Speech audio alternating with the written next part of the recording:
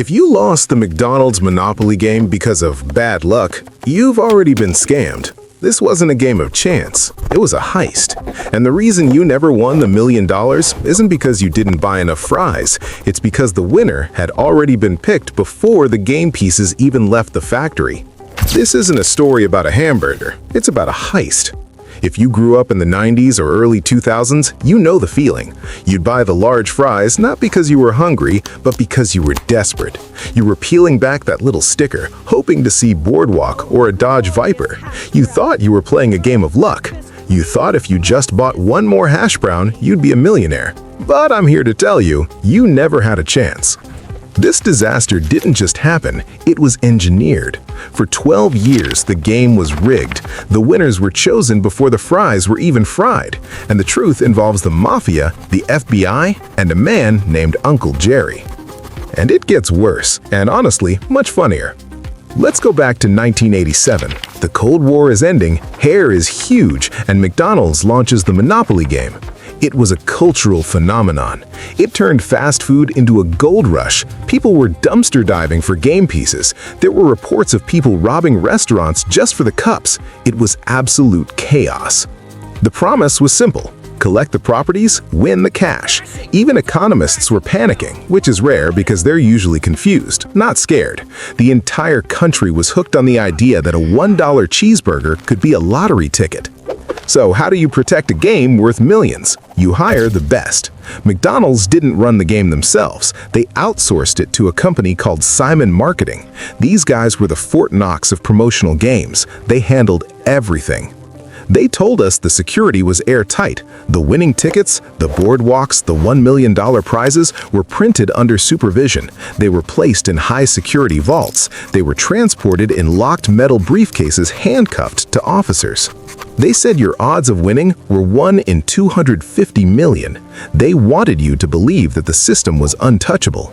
Because here's the part they never mentioned. The entire security system wasn't controlled by a computer. It was controlled by one guy, and he decided he didn't want to protect the money anymore. He wanted to take it. Meet Jerry Jacobson. Everyone called him Uncle Jerry. He was an ex-cop from Florida with a deep voice and a serious face. He was the head of security at Simon Marketing. He was the guy holding the handcuffs. The dirty secret? The airtight security had a fatal flaw.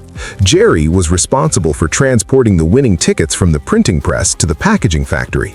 He would travel alone, and he figured out a hack. Jerry discovered that the tamper-proof seal on the metal briefcases wasn't actually tamper-proof. With a simple sharp tool and a steady hand, he could peel the seal back without breaking it. He would go into an airport men's room, lock the stall, open the case, and swap the $1 million boardwalk ticket for a generic Baltic Avenue ticket. It wasn't high-tech hacking, it wasn't Ocean's 11, it was a guy in a toilet stall with a pocket knife. He'd reseal the case, flush the toilet, and walk out with $1 million in his vest pocket. This wasn't an accident, it was a ticking bomb, and everyone involved pretended it didn't exist.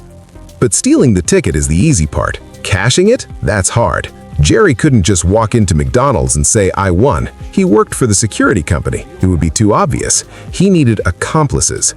And this is where the story goes from corporate fraud to Goodfellas. Jerry met a man named Gennaro Colombo at an airport in Atlanta. Colombo wasn't just a charming guy, he was allegedly connected to the Colombo Crime Family in New York. Jerry showed him the tickets, Colombo showed him the network. Here's how the scheme worked. Uncle Jerry provided the winning piece. Colombo found a recruiter. The recruiter found a winner, usually a cousin, a neighbor, or someone who owed the money. The winner would go on TV, scream and shout, get the check from Ronald McDonald, and then secretly meet Colombo in a parking lot to hand over 50% of the cash in a paper bag. It spiraled out of control. Greed took over. They started winning everything. A Dodge Viper in South Carolina, $1 million in Memphis, a vacation in Florida. For 12 years, almost every single major prize, worth over $24 million total, was stolen. Legitimate customers won nothing.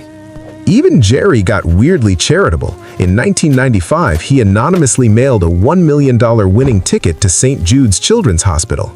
McDonald's was baffled. They couldn't figure out who sent it, but they honored it anyway. It was Jerry playing Robin Hood with stolen McNugget money.